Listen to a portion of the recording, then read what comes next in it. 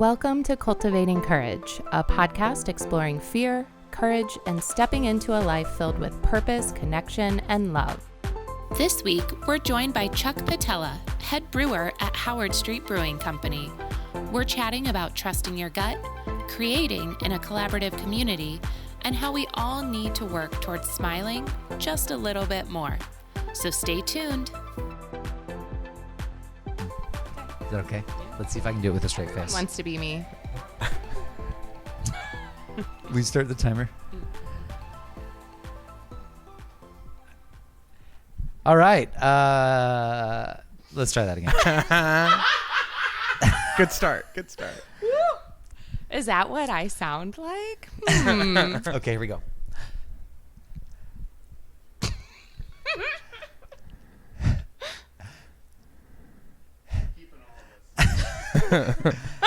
Welcome to another episode of the Cultivating Courage podcast.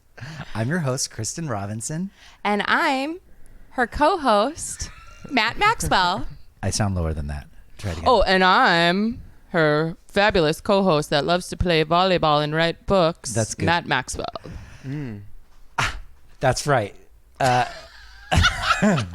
We're trying to mimic each other, and it's just not working well. You know what? I just want to be me. Yeah, totally. Okay, we'll go back. Sorry about that. Yep, we're doing the Cultivating Courage podcast. Yeah, you guys are in the right place. You know what? Some of Chuck's people are going to listen to this, and it'll be like the first episode they've ever listened to. I think they're going to thoroughly enjoy They're it. going to be I think they're going to be on what board. is going on?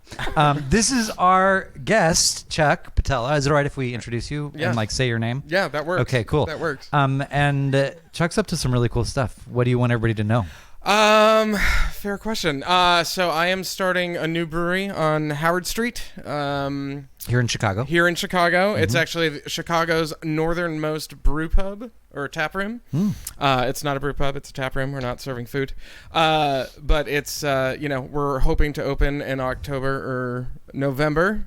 And we're going through the whole process now. And I've actually brought some beers, for us to try that I recently made. And this is the Factory Pale Ale. This is one of our beers. And it's a 5% ale. Pale ale. We're going to try it. What should we be trying to taste? Oh, in this sure. one? So I used a blend of hops, but most likely you're going to get into sort of a grapefruit, sort of like just like a tropical fruity kind of flavor based on the hop profile there. Yeah. Wow. You're going to get some bitterness for sure from the bittering hops. And the grain bill is very light, so most of it is just going to be sort of that fruity hop flavor that you're Cool. going to get into. All that I understood from that was tropical fruity flavor. There you Yeah, go. it's going to taste like pineapple juice. Is that right? More like grapefruit Grapefruit. juice. Oh, Yeah, grapefruit more like juice. grapefruit. Okay. It sounds All right. very refreshing for the summer. Grapefruit juice combined with really bittery bitter. Yeah, but also beer. Yeah, beer. Yeah. Right. So before we try it, let's raise the suspense a little bit.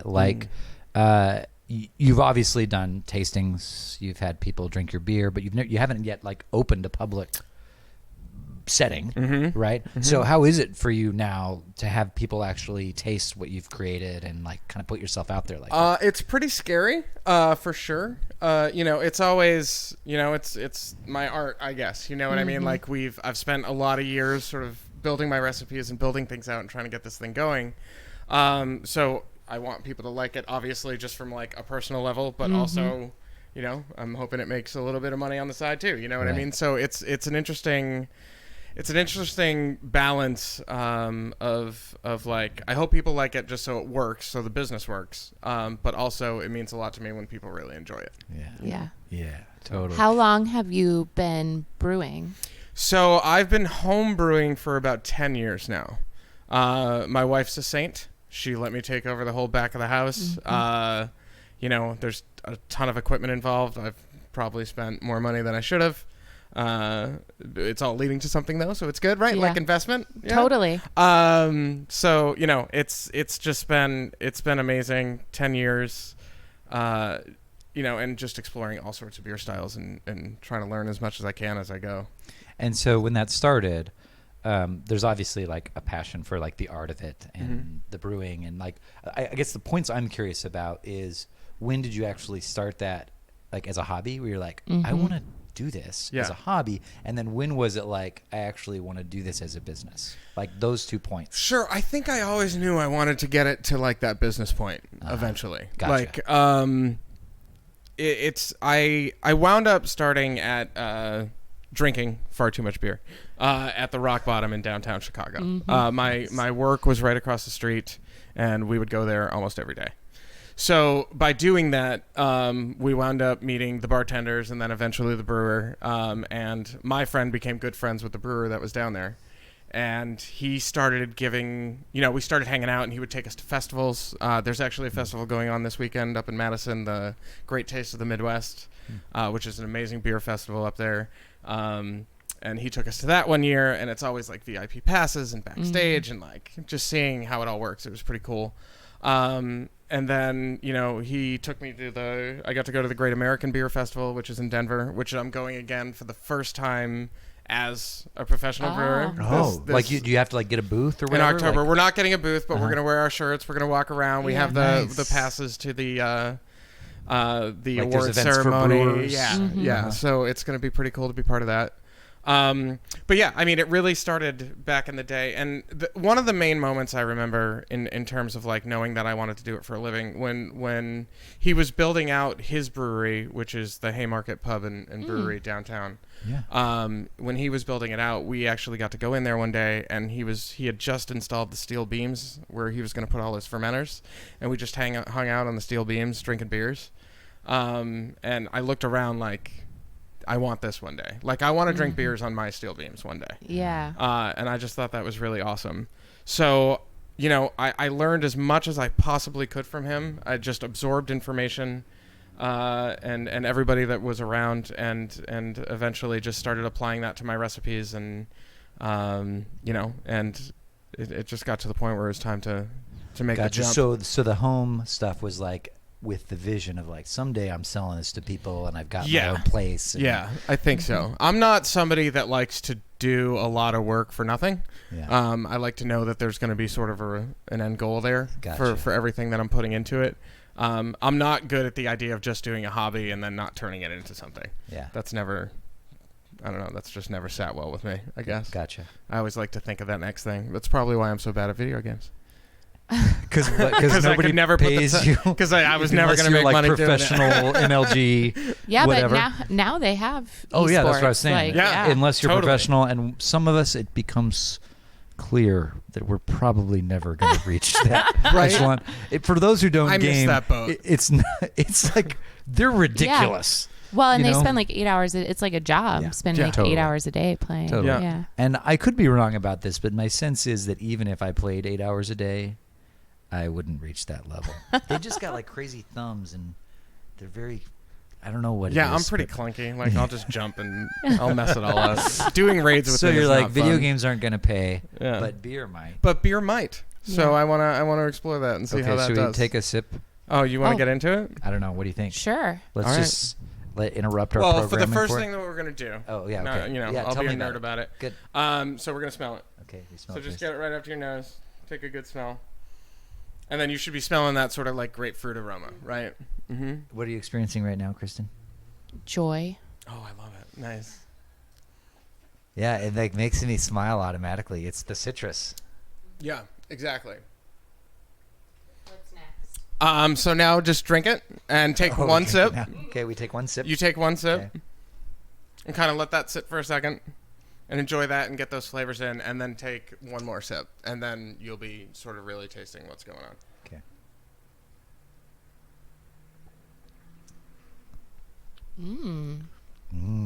I like the citrus. Yeah, I don't actually like pale ales, I am the same. and I do like this. I agree. Nice, thank you guys. The grapefruit Thank you. balances it out Yeah. really well. And this is a super fresh, like this couldn't be more fresh. I actually carbonated this beer in 3 hours today, which is something I've never done before.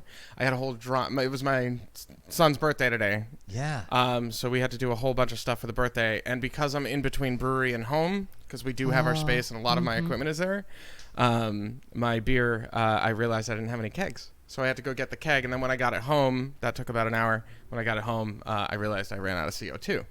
So I had to get up this morning and get CO2 and just like fast carb Wow. this beer. So it's a little undercarbonated, but Okay. you're getting the sort of gist of the flavors there. I actually really like it. Yeah, it's really Nice. good. And there's something about, I mean, I suppose this is why people that love like the beer festivals and stuff love it. There's something about actually taking time to savor whatever experience you're having, Mm-hmm. right? Whatever the thing is, there's a different kind of pleasure than just like, oh, this is the beer we have. Cheers, drinking. Yeah. Not actually like attending to what I'm experiencing and the flavors and right. You could probably do a tasting with like Coors Light. I mean, You know what? But, I'm you gonna know, give th- I'm gonna to give actually- Coors Light a lot of credit. Actually, Well- they brew a consistent beer every Pretty single consistent. time, and that's not an easy thing to do. and I'm from Colorado, so I'm a Coors fan.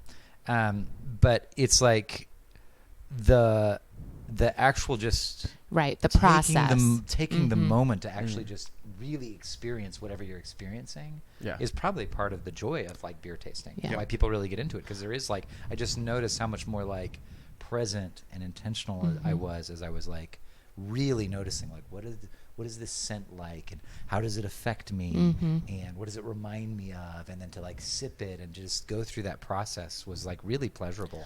Yeah, and I think there's something to being with the person that created it too, to be able to experience the passion and the knowledge too that enhances the whole experience. Yeah, it makes a difference. Oh, it's so cool. Okay, so you had some. I just have a question. Yeah. I don't know that it's on the path that you're headed though.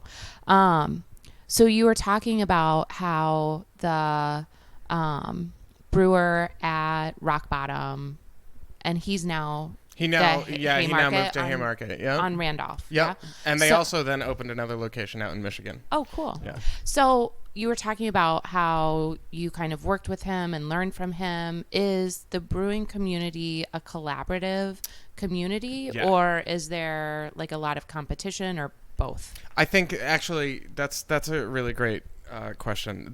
One of my favorite things about the brewing community is how awesome every single person is. They are really just open.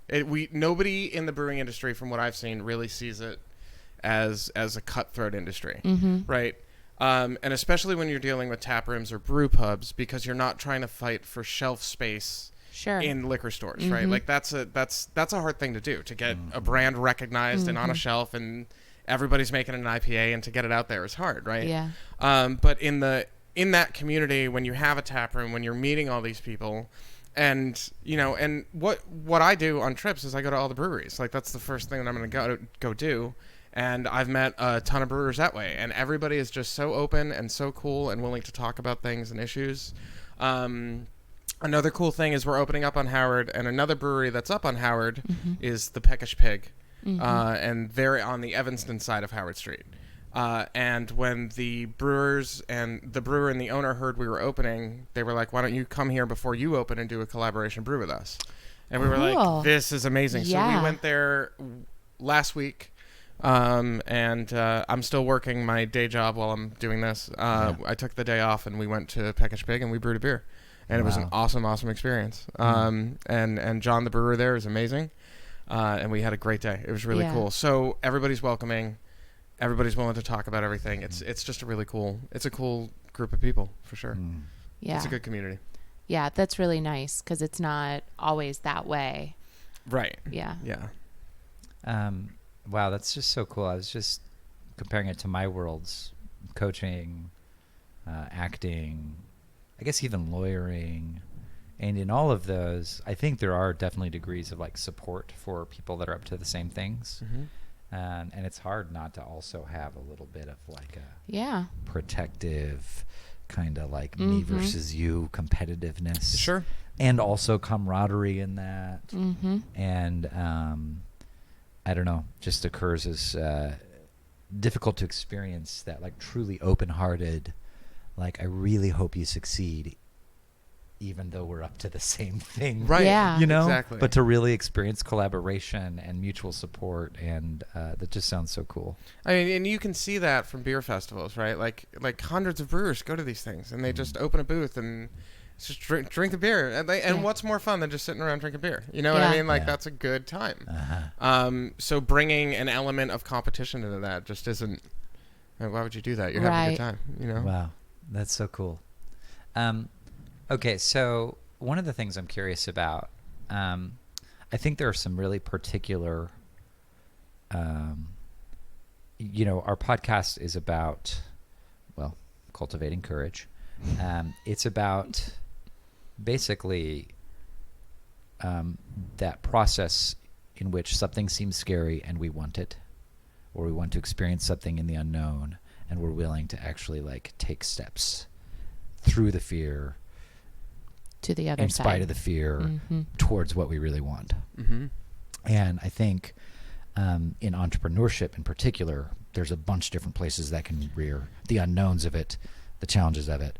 So I'm curious, like, what for you, as you've gone from kind of hobbyist preparing for a business into like actually owning and running and creating a business, doing the thing you love, what has been the scariest points of that for you along the journey? I mean, all of it. It's always been interesting. So, you know, first step is my wife and my family, right? Like, got to clear everything with them and make sure that they are ready for what this means.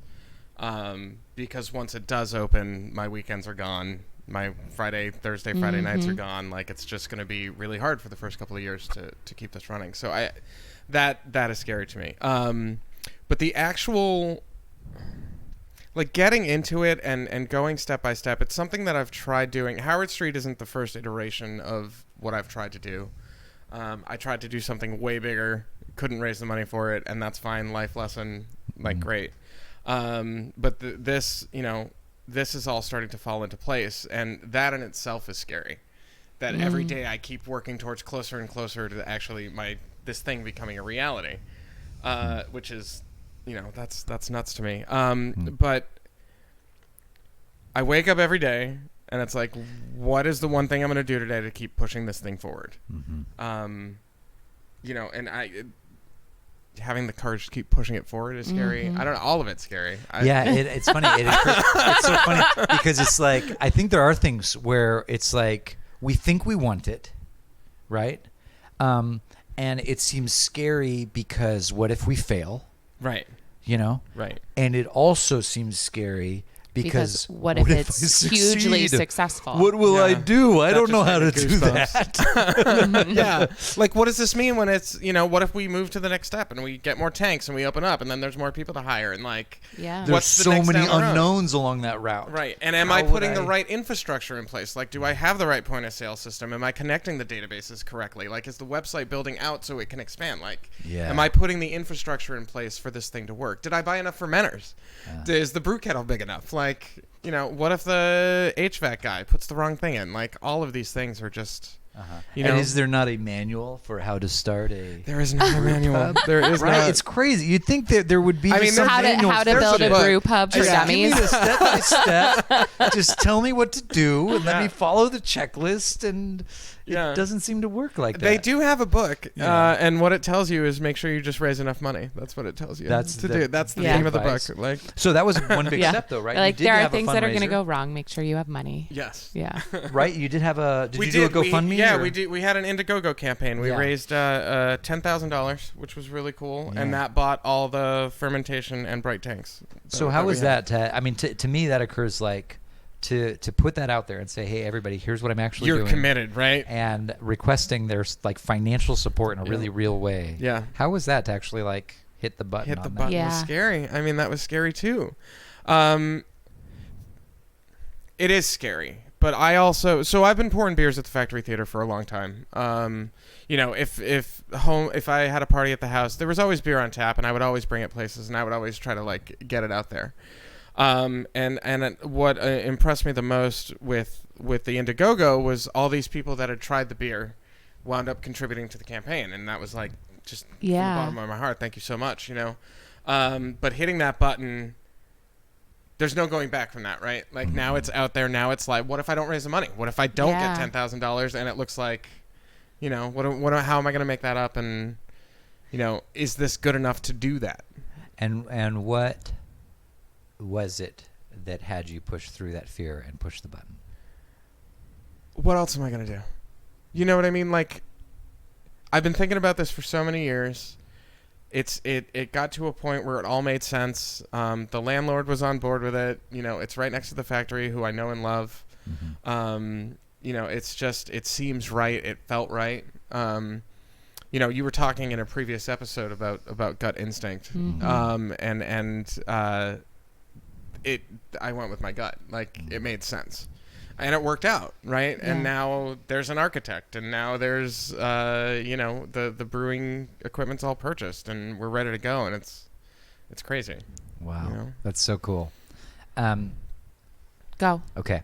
The other thing that I'm curious about. Well, first, I just want to say, hearing you talk about that, do you have the opening date in place? We are end of October. Or November. Okay, and where would people find you so that they would find out and they could actually be there? That's great.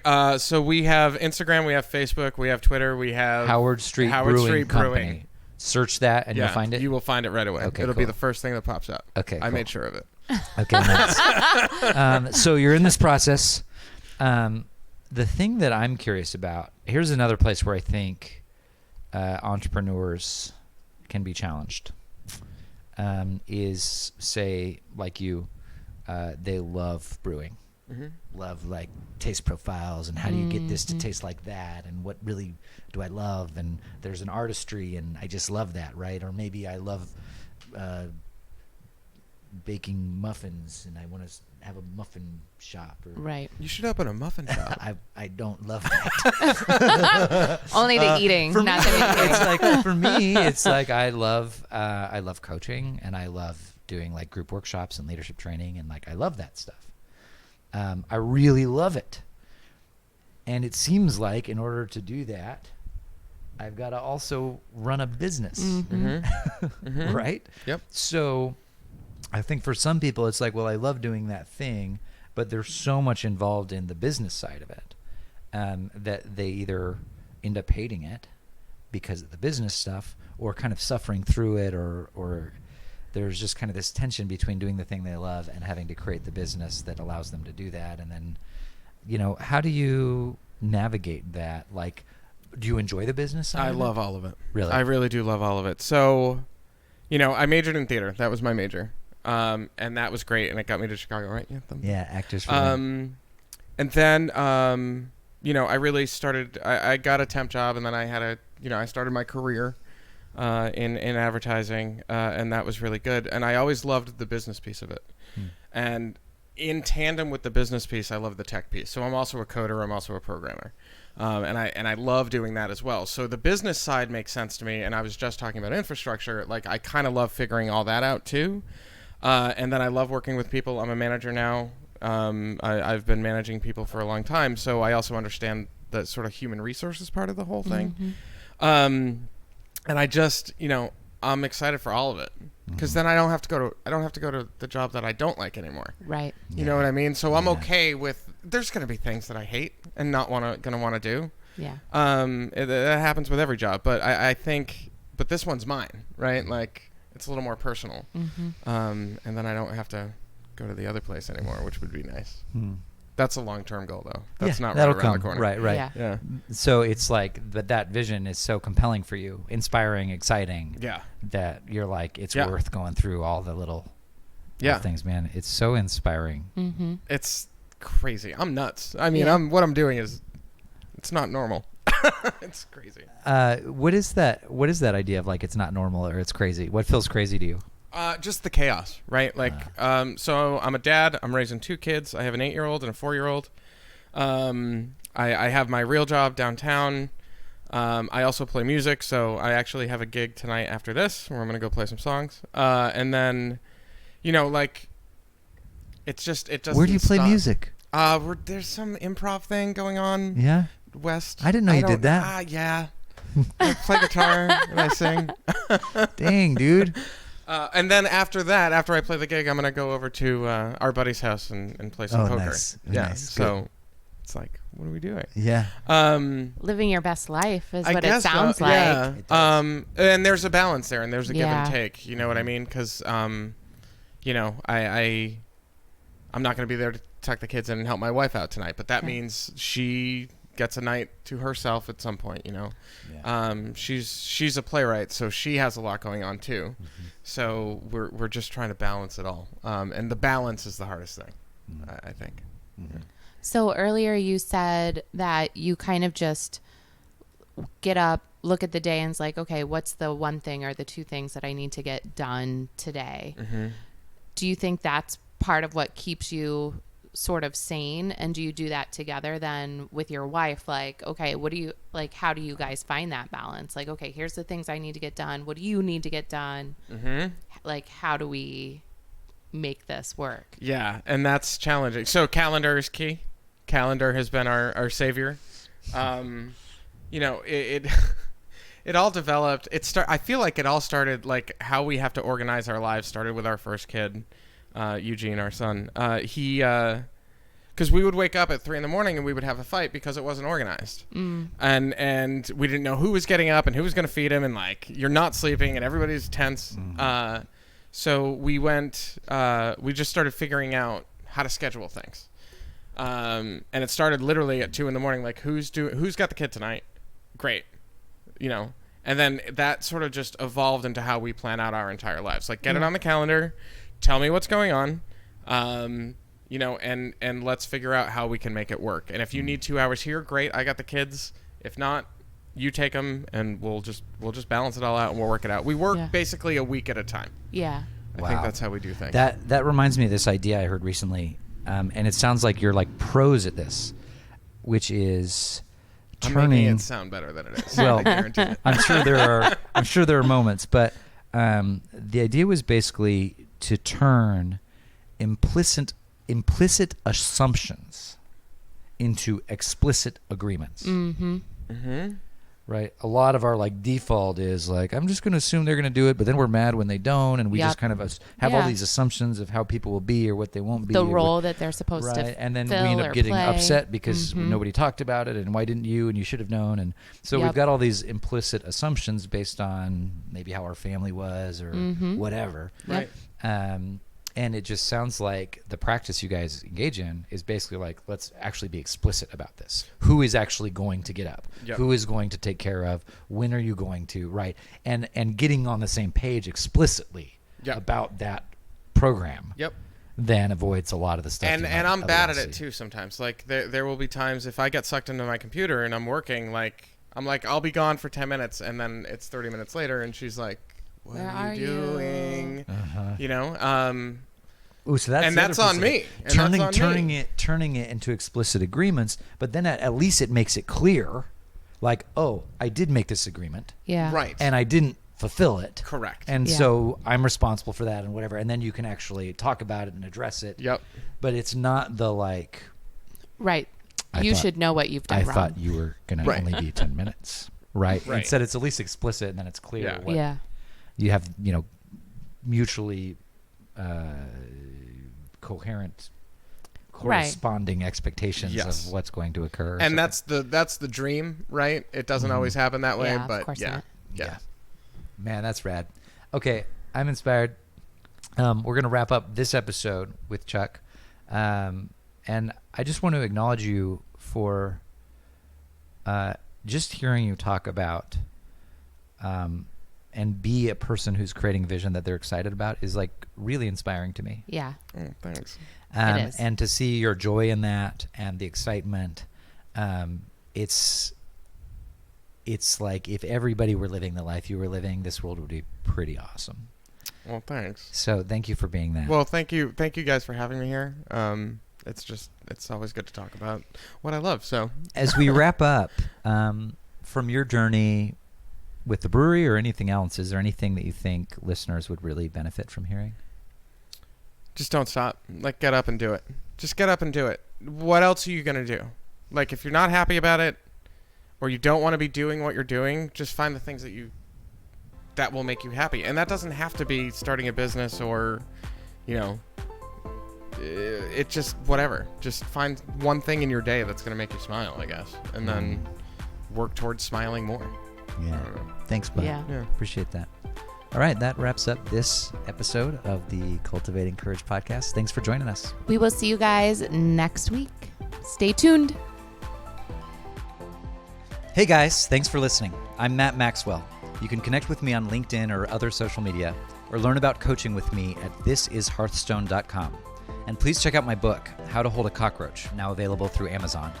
You can connect with Kristin on Instagram at Robinson Kristin, that's Kristin, or find her upcoming workshops at thrivecoachingstudio.com. Please subscribe to us wherever you listen and leave a great review. Your practice for this week? Notice where in your life you're not only afraid of failure, you're afraid of success. Then go do it anyway.